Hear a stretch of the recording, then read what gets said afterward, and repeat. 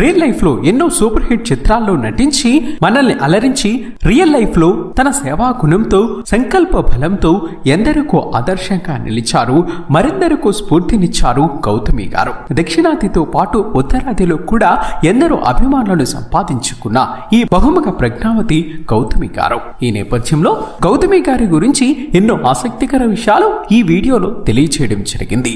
Video చాలా interesting గా ఉంటుంది. ఇలాంటి ఎన్నో ఇన్ఫర్మేటివ్ వీడియోస్ కోసం మీ సపోర్టుగా జస్ట్ ఒక లైక్ చేయండి చాలు.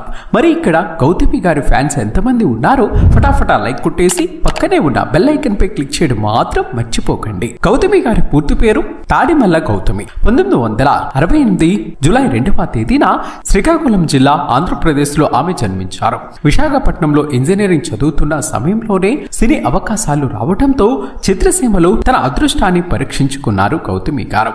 దయామయుడు సినిమాలు సరదాగా కనిపించిన బిఎన్ రామచంద్రరావు గారి దర్శకత్వంలో శరత్ బాబు నిర్మించిన గాంధీనగర్ 2వ వీధి సినిమాలో హీరోయిన్ గా నటించారు. మోడర్న్ గర్ల్ గా తలపించి గౌతమి గారికి కెరీర్ ప్రారంభంలోనే తమిళంలోనూ మంచి అవకాశాలు వచ్చాయి. రజనీకాంత్, ప్రభు హీరోలుగా నటించిన గురు శిష్య చిత్రంలో పోలీస్ ఇన్స్పెక్టర్ పాత్రలో పోషించారు గౌతమి గారు. ఇటు తెలుగుతో పాటు అటు తమిళంలోనూ నటిగా అతి తక్కువ కాలంలోనే పేరు తెచ్చుకున్నారు. తెలుగులో శ్రీనివాస కళ్యాణం, బజారౌడి, భార్యాభర్తలు, తోడల్లుడు, ఆగస్టు 15 రాత్రి వంటి సినిమాలు నటించారు. అలానే బామ్మమాట, బంగారు బాట, చైతన్య, సంకల్పం, అన్న వంటి చిత్రాలు గౌతమి గారికి పేరు తెచ్చిపెట్టాయి. అయితే మాస్ హీరోలతో సూపర్ హిట్స్ మాత్రం గౌతమి గారికి తెలుగులో లభించలేదు. అదే సమయంలో తమిళంలో టాప్ హీరోస్ గా రాణిస్తున్న రజనీకాంత్, కమల్ హాసన్ సరసన పలు చిత్రాల్లో నటించారు. ముఖ్యంగా అపూర్వ సోదరంగల్, రాజా చెన్నె రోజా, దేవర మగన్ వంటి సినిమాలు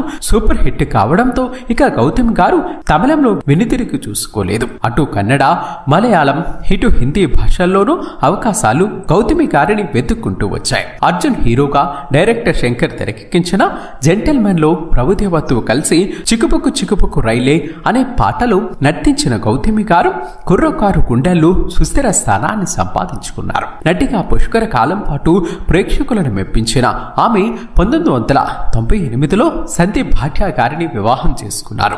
వారికి సుబ్బలక్ష్మి అనే పాప పుట్టారు. అయితే వీరు ఏడాదికే విడిపోయారు.